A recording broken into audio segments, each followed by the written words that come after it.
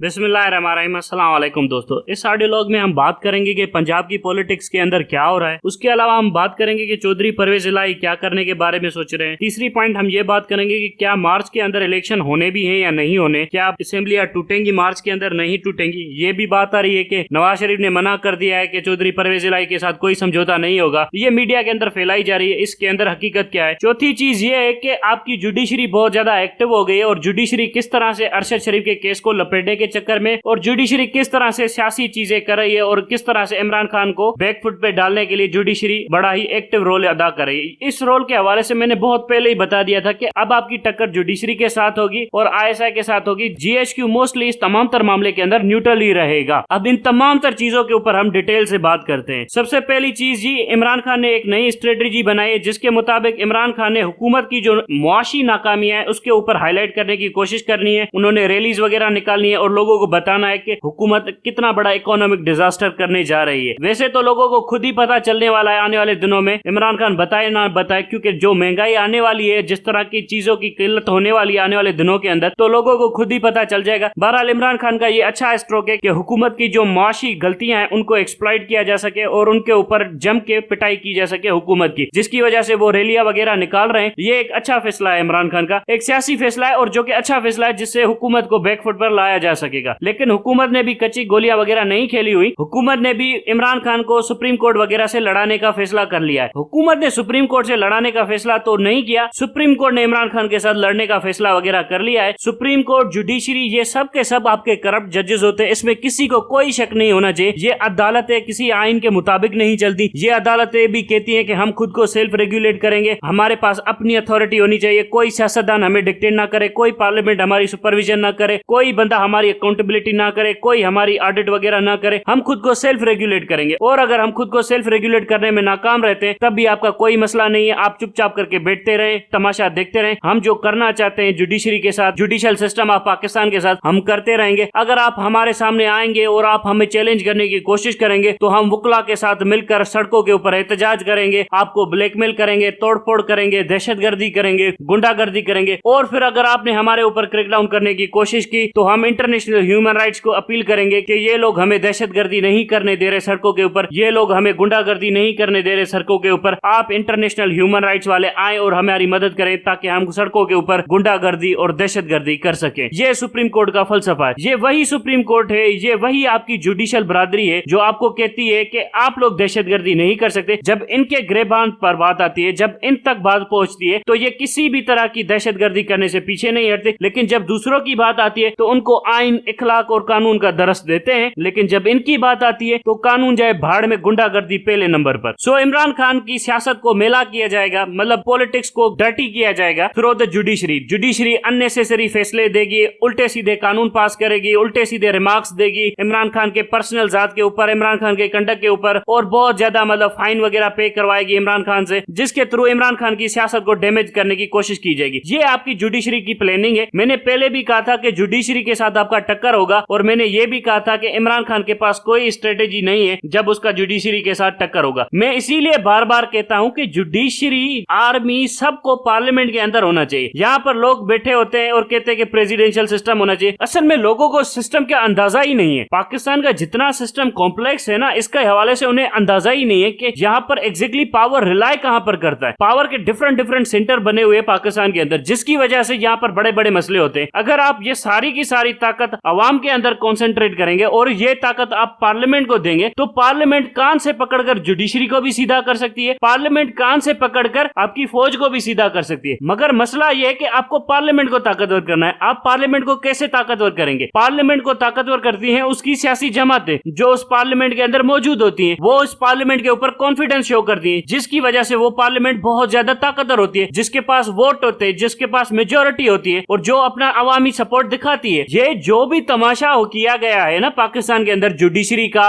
आपकी आर्मी का, ये सारे के सारे अनकॉन्स्टिट्यूशनल है। ये जुडिशरी कहती है कि हम सुप्रीम जुडिशियल काउंसिल बनाएंगे जिसके थ्रू हम जजेस की अकाउंटेबिलिटी करेंगे। एक्चुअली में जजेस को लगाने का इख्तियार है ना वो प्रेसिडेंट ऑफ पाकिस्तान का होता है, लेकिन जुडिशरी कहती है कि सीनियरिटी के ऊपर चलेंगी। अब ये सीनियरिटी वाला मामला पता है कहां से आया है? ये सीनियरिटी वाला मामला है, चीफ जस्टिस इफ्तिकार चौधरी ने एक लैंडमार्क जजमेंट दे दी, कहा कि अब आने वाले दिनों में सीनियर बंदा ही चीफ जस्टिस बनेगा। लेकिन पाकिस्तान की पार्लियामेंट ने ये कानून वगैरह पास नहीं किया, ये चीफ जस्टिस इफ्तिकार चौधरी ने कानून बनाया है। अब सुप्रीम कोर्ट किस हैसियत में कानून बनाती फिर रही है? इसका काम तो कानून की तशरीह करना है, लेकिन इन्होंने कानून की ऐसी तशरीह की कि अपना ही कानून बना दिया। उसके बाद जब भी सुप्रीम जुडिशियल काउंसिल के अंदर काम जाता है, इनके खिलाफ इंक्वायरी वगैरह होती है, तो वहां पर ये अपने बंदे लगाकर इंक्वायरियां होने ही नहीं देते अपने बंदों के खिलाफ। फिर कहते हैं कि हम बड़े अकाउंटेबल है, हमारे अंदर इंटरनल अकाउंटेबिलिटी सिस्टम है। ना आपकी आर्मी के अंदर इंटरनल अकाउंटेबिलिटी सिस्टम है, ना आपकी जुडिशरी के अंदर इंटरनल अकाउंटेबिलिटी सिस्टम है। ये सब कुछ झूठ है, फसाद है, तमाशा है। इनकी रियल टाइम अकाउंटेबिलिटी आपकी पार्लियामेंट कर सकती है, पार्लियामेंट की मीटिंग्स कर सकती है, जहां पर इनको लाया जाए, बिठाया जाए और इनका ओपन ट्रायल हो, मीडिया के ऊपर इनका ट्रायल हो, ताकि पता चले कि इन लोगों ने क्या गंद किया हुआ है। जब पार्लियामेंट की मीटिंग हो, पार्लियामेंटेरियन इनसे सवाल पूछेंगे कि भाई ये प्रॉपर्टी कहां से आई, ये मामला कैसे, फिर इनको आग लगती है। फिर ये जाते हैं सीधा, अगर जज है तो वकीलों के पास जाएगा कि चलो मेरे साथ एहतजाज करो, सड़कों के ऊपर तमाशा लगा, और जनरल है तो वो बैरिक्स में जाएगा और फौजियों को कहेगा कि मार्शल लॉ लगा दो। ये तमाशा है पाकिस्तान के साथ। इन दो इदारों को अगर हमने घुटनों पर ना लाया तो पाकिस्तान की रियासत का वजूद ही नहीं है। इसीलिए मैं बार बार कह रहा था इमरान खान को कि भाईजान, ये जो आपके सामने जुडिशियल चैलेंज आने वाला है, इसके अंदर आप क्या करेंगे? आपको जुडिशरी कहेगी कि आप हमसे माफी नहीं मांगते तो हम आपको डिस्क्वालीफाई कर देते। आपको जुडिशरी अगर अरेस्ट करने के ऑर्डर दे दे तो रियासत कहेगी कि जजेस ने ऑर्डर वगैरह दिए, तो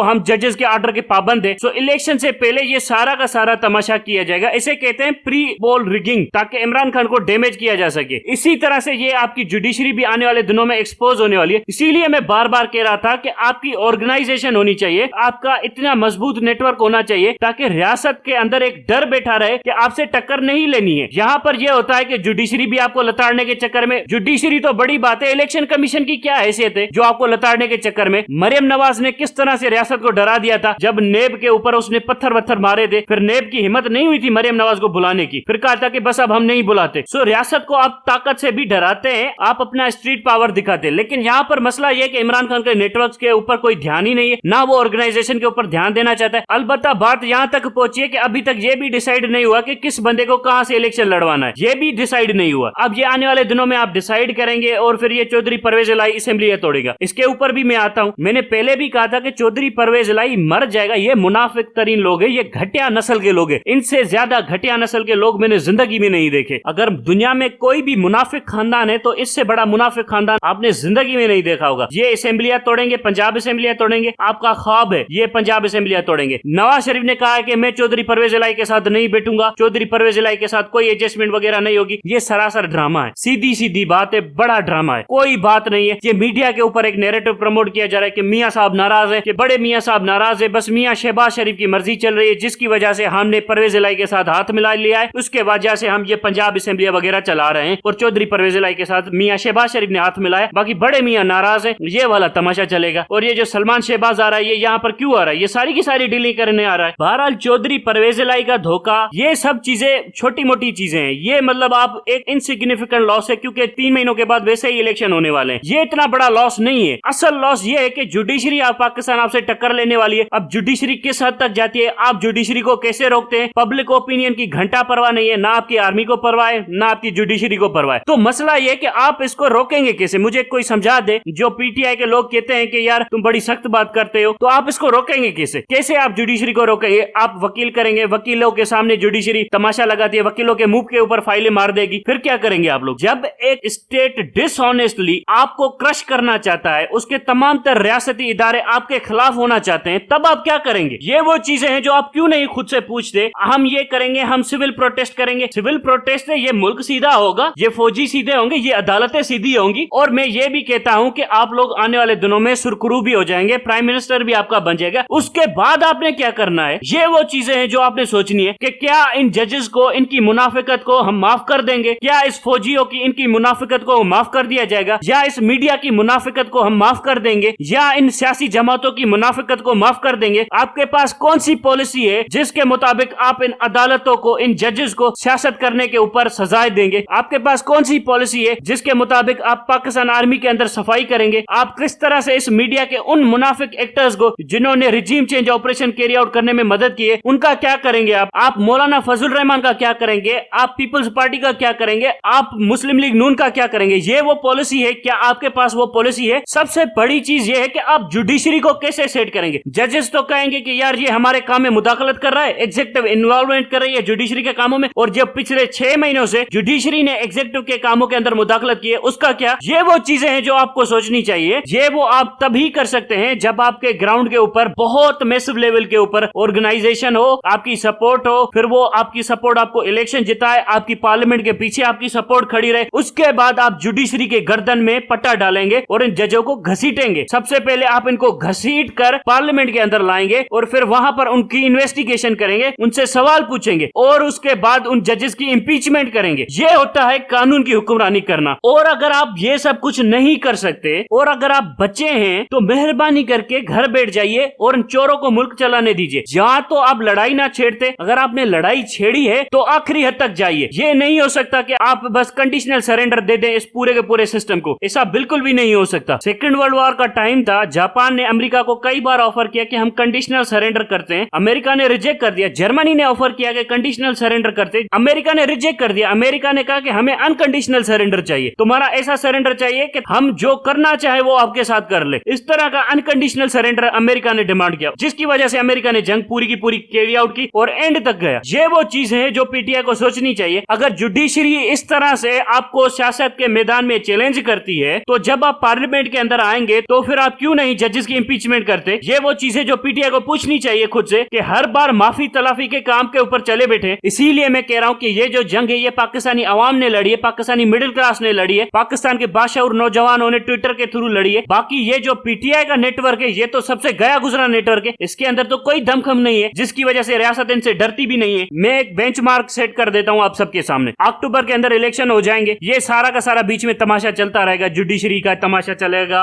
चौधरी परवेज इलाही का तमाशा चलेगा, कोई अर्ली असेंबली वगैरह डिसमेंटल वगैरह नहीं होंगी। इलेक्शन आपके अक्टूबर के अंदर ही होंगे, ठीक है? अक्टूबर के अंदर आपके इलेक्शन होंगे, उसके बाद इमरान खान प्राइम मिनिस्टर बनेगा। क्या इमरान खान उन 5 जजेस की इंक्वायरी करवाएगा जिन 5 जजेस ने कासिम सूरी के फैसले को नल एंड वाइड डिक्लेयर किया और जिन्होंने कासिम सूरी के फैसले को ओवरटर्न किया, जिसकी वजह से इंपोर्टेंट गवर्नमेंट वजूद में आई? क्या इमरान खान इंक्वायरी करवाएगा? और अगर इंक्वायरी करवाएगा तो क्या वो सुप्रीम जुडिशियल काउंसिल में नोटिस भेजेगा? क्या ये अक्ल है उसकी? क्यों नहीं उन 5 जजेस को घसीटते हुए पार्लियामेंट के अंदर लाएगा, पार्लियामेंट उनकी इंपीचमेंट करेगी, पहले पार्लियामेंट्री कमेटी बैठेगी, उन 5 जजेस के ऊपर ओपन ट्रायल बैठेगा पार्लियामेंट के अंदर, फिर पार्लियामेंट उनसे सवाल पूछेगी, फिर उनके सामने एफआईए सबूत लाएगी, फिर ये बताएंगे एफआईए वाले कि इनके साथ कांटेक्ट है, इनके साथ सियासी ताल्लुकात है, उसकी वजह से इन्होंने इन्फ्लुएंस होकर ये फैसला दिया। उसके बाद पार्लियामेंट इंपीच करेगी, उसके बाद इनके ऊपर ट्रायल चलेगा, उसके बाद इनको फांसी होगी। जब तक आप ये नहीं करेंगे इन अदालतों के साथ, इन जजेस के साथ, और इसके नतीजे में जितना प्रेशर होगा, सड़कों के ऊपर तमाशा होगा, जितना पॉलिटिकल अपहीवल होगा, क्या इमरान खान बर्दाश्त कर सकेगा वो तमाशा? अगर आप सच्चे हैं तो मेहरबानी करके खड़े होना सीखिए। बाकी हर जगह के ऊपर कॉम्प्रोमाइजेस करते आ रहे हैं, ये वो चीजें जो आपको बिल्कुल भी मतलब है ना सूट नहीं करती, और आप समझते हैं कि 2/3 मेजोरिटी लेने के बाद आप ज्यादा ताकतवर बन जाएंगे। बेवकूफ हैं आप, आपको अक्ल ही नहीं है कि 2/3 मेजोरिटी के साथ क्या हो सकता है। नवाज शरीफ की 2/3 मेजोरिटी थी, 12 अक्टूबर को मुशर्रफ ने मार्शल लॉ लगा दिया, 2/3 मेजोरिटी थी नवाज शरीफ की। क्या हासिल कर लिया नवाज शरीफ ने? रियासत के अंदर आपको ताकत साबित करनी पड़ती है, फिर आपको कोई चैलेंज नहीं करता। ये जो अडोल्फ हिटलर का राइज हुआ था जर्मनी के अंदर, तो उस वक्त कौन था? काइजर था ना, काइजर विल्हेम, बादशाह बना बैठा हुआ था जर्मनी का काइजर विल्हेम। उसके बाद अडोल्फ हिटलर ने कैसे काइजर को झुकाया, सियासी तौर के ऊपर अपनी नाजी पार्टी को इस तरह से ऑर्गेनाइज किया कि उसकी सपोर्ट दिन ब दिन बढ़ती जा रही थी। फिर काइजर विल्हेम ने नाजी को सपोर्ट किया, अडोल्फ हिटलर को, कि भाईजान आप हुकूमत में आ जाएं, मैं प्रेसिडेंट रहूंगा। प्रेसिडेंट रहने के बाद काइजर विल्हेम के खिलाफ असेंबली के अंदर धमाके हुए, धमाके होने के बाद